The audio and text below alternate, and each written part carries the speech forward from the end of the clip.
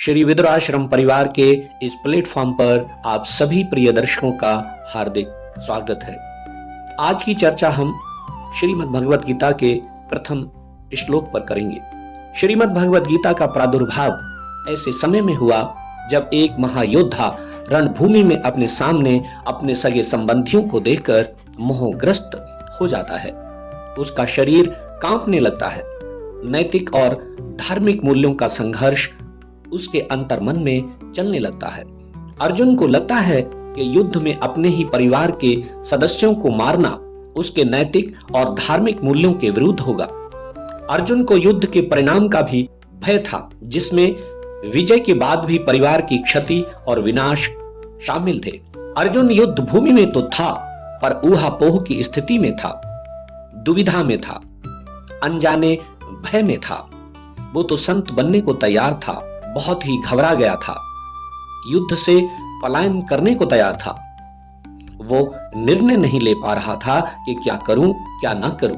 क्या कुछ ऐसी ही स्थिति हम सबके जीवन में नहीं घटित होती है? कभी कभी होती है। हम भी कभी कभी जीवन के ऐसे मोड़ पर, ऐसी स्थिति में पहुंच जाते हैं जहां निर्णय नहीं ले पाते, घबरा जाते हैं, जीवन से पलायन करने तक की सोचने लगते हैं। हम कभी कभी अपनों के बीच अपनों से ही परेशान हो जाते हैं, निराश हो जाते हैं, अंतर्मन में द्वंद्व चलने लगता है। हम भी निर्णय लेने की स्थिति में नहीं होते हैं। ऐसे समय में गीता हमारे लिए एक वरदान साबित होती है। भगवान श्री कृष्ण के श्री मुख से निकला एक एक वचन, एक एक शब्द हम सबके लिए प्रेरणा स्रोत होता है। अर्जुन की तरह हम भी अपना गांडीव लेकर खड़े हो सकते हैं। बशर्ते हमें भी अर्जुन की तरह अनुसरण करना होगा, समर्पण करना होगा, श्री कृष्ण के वचनों को जीना होगा, उनकी आज्ञा का पालन करना होगा। आइए समझने की कोशिश करते हैं कि महाभारत जैसे महाविनाशक युद्ध की स्थिति पैदा ही क्यों हुई।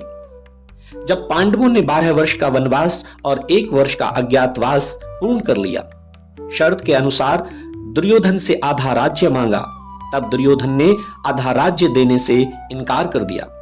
उसके बाद भगवान श्री कृष्ण उसके पास 5 गांवों का प्रस्ताव लेकर पहुंचे और उन्होंने कहा कि तुम पांडवों को 5 गांव ही दे दो, पांडव उसी में अपना निर्वाह कर लेंगे, अपना गुजारा कर लेंगे।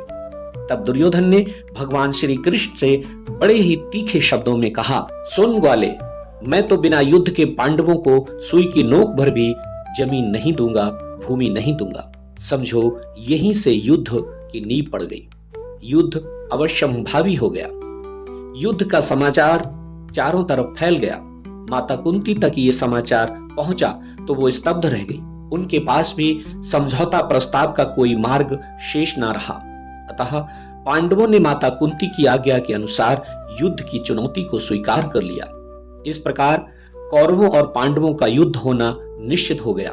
दोनों ओर से युद्ध की तैयारियां प्रारंभ हो गईं। ऐसा माना जाता है कि महर्षि वेदव्यास जी का धृतराष्ट्र पर बहुत ही स्नेह था। उस स्नेह के कारण उन्होंने धृतराष्ट्र से कहा कि युद्ध निश्चित हो चुका है, जिसमें क्षत्रियों का महान संहार होना तय है। अब इसे कोई टाल नहीं सकता। यदि तुम ये युद्ध देखना चाहते हो तो मैं तुम्हें दिव्य दृष्टि प्रदान कर सकता हूं, जिससे तुम अपने राजमहल में बैठे बैठे इस विनाशकारी युद्ध को देख सकते हो। इस पर धृतराष्ट्र ने कहा, मैं जन्म भर अंधा रहा, अब मैं अपने कुल के विनाश को देखना नहीं चाहता, परंतु युद्ध कैसे हो रहा है ये समाचार अवश्य सुनना चाहता हूं। तब व्यास जी ने कहा, मैं संजय को दिव्य दृष्टि दिए देता हूं, जिससे ये संपूर्ण युद्ध को और उसकी घटनाओं को, योद्धाओं के मन में आई बातों को जान लेगा, सुन लेगा, देख लेगा और ये आंखों देखा हाल सुना भी देगा। ऐसा कहकर महर्षि व्यास जी ने संजय को दिव्य दृष्टि प्रदान कर दी। निश्चित समय के अनुसार युद्ध आरंभ हुआ। कुछ दिनों तक संजय युद्ध स्थल में ही रहे। जब पितामह भीष्म बाणों के द्वारा रथ से गिरा दिए गए, तब संजय ने हस्तिनापुर में आकर धृतराष्ट्र को यह समाचार सुनाया। ये समाचार सुनकर धृतराष्ट्र को बड़ा दुख हुआ और वे विलाप करने लगे। तब उन्होंने संजय से युद्ध का सारा वृतांत सुनाने के लिए कहा। भीष्म पर्व के 24वें अध्याय तक संजय ने युद्ध संबंधी बातें धृतराष्ट्र को सुनाई। 25वें अध्याय के आरंभ में धृतराष्ट्र संजय से पूछते हैं। धृतराष्ट्र उवाच धर्मक्षेत्रे कुरुक्षेत्रे समवेतायुयुत्सवः मामकाः पांडवाश्चैव किम कुर्वत संजय। धृतराष्ट्र पूछते हैं कि युद्ध भूमि में मेरे पुत्र यानी कौरवों और पांडु के पुत्र पांडवों ने क्या किया या क्या हो रहा है। देखिए, यहाँ सनातन संस्कृति की खूबसूरती की गरिमा कितनी विलक्षण है, जिसमें कल्याण का परम भाव सन्निहित है। महाविनाशक युद्ध जैसे कर्म को भी करने के लिए कुरुक्षेत्र जैसे धर्म क्षेत्र यानी धर्म भूमि को चुना गया। धृतराष्ट्र खुद कह रहे हैं धर्म क्षेत्र और कुरुक्षेत्र। कुरुक्षेत्र जैसे धर्म क्षेत्र यानी धर्म भूमि जो तीर्थ भूमि भी है, जिससे युद्ध में वीर गति को प्राप्त होने वाले योद्धाओं यानी हुतात्माओं का भी कल्याण हो जाए। सनातन संस्कृति का प्रत्येक कार्य दूसरों के कल्याण का उद्देश्य सामने रखकर किया जाता है। कुरुक्षेत्र का नाम राजा कुरु के नाम पर रखा गया है, जो इस क्षेत्र के शासक थे। ये क्षेत्र ब्रह्मा द्वारा बनाए गए यज्ञ स्थल के रूप में भी प्रसिद्ध है, जहां कई ऋषि मुनियों ने यज्ञ किए थे। राजा कुरु ने भी यहाँ तपस्या की थी। यज्ञादि धर्म में कार्य होने से तथा राजा कुरु की तपस्या भूमि होने से इसको धर्म भूमि कुरुक्षेत्र कहा गया है। धृतराष्ट्र के अनुसार ये कुरुवंशियों की भूमि है। ये केवल युद्ध भूमि नहीं है, ये तीर्थ भूमि भी है, जिसमें प्राणी जीते जी पवित्र कर्म करके अपना कल्याण कर सकते हैं। इस तरह लौकिक और पारलौकिक सब तरह का लाभ हो जाए, ऐसा विचार करके श्रेष्ठ पुरुषों की सम्मति लेकर ही युद्ध के लिए ये भूमि चुनी गई है। हम मनुष्यों को यहाँ पर ये शिक्षा भी लेनी चाहिए कि कोई भी कार्य करना हो तो वो धर्म को सामने रखकर ही करना चाहिए। प्रत्येक कार्य सबके हित की दृष्टि से ही करना चाहिए, केवल अपने सुख लाभ की दृष्टि से नहीं। कर्तव्य और अकर्तव्य के विषय में धर्म और शास्त्र को सामने रखना चाहिए। संसार में सबसे ज्यादा विवाद 3 चीजों को लेकर होते हैं: जर, जोरू और जमीन, यानी धन, भूमि और स्त्री। इन तीनों में मुख्यतः भूमि को लेकर ही अधिक लड़ाइयां हुई हैं। यहाँ पर भी कौरव और पांडवों के बीच भूमि विवाद ही मुख्य है। पर यहाँ विचारणीय तथ्य ये है, ये भूमि दोनों के धर्मयुक्त अधिकारों की है, जिसे दुर्योधन एन के प्रकारेण राजा बनने के अहंकार में अकेले ही हड़पना चाहता है।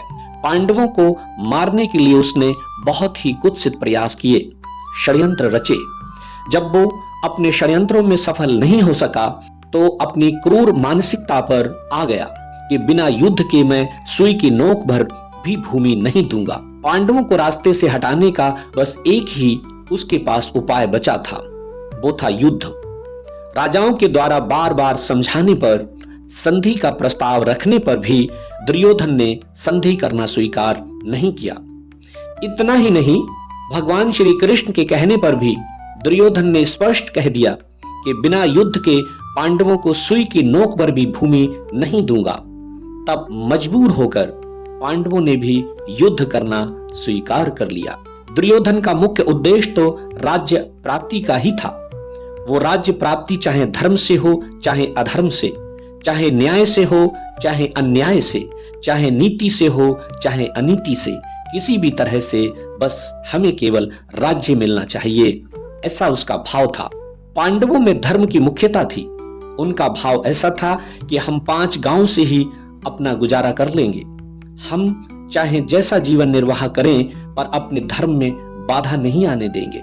धर्म के विरुद्ध नहीं चलेंगे, धर्म के विरुद्ध कोई कार्य नहीं करेंगे।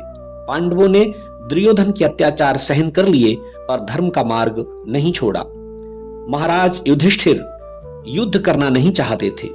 ये युद्ध तो उन पर थोपा गया था। शायद इन्हीं कुछ कारणों की वजह से इसे धर्म और अधर्म के बीच का युद्ध भी कहा जाता है। देखिए, जहां मेरे और तेरे का भेद पैदा हो जाता है, वहीं मतभेद भी पनपने लगते हैं।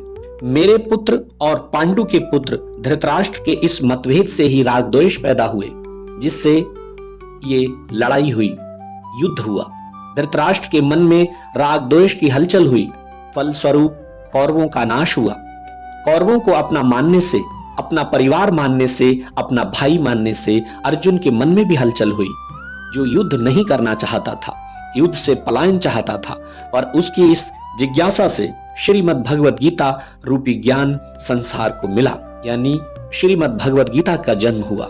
तात्पर्य ये हुआ कि धृतराष्ट्र के मन में होने वाली हलचल से लड़ाई पैदा हुई और अर्जुन के मन में होने वाली हलचल से गीता प्रकट हुई।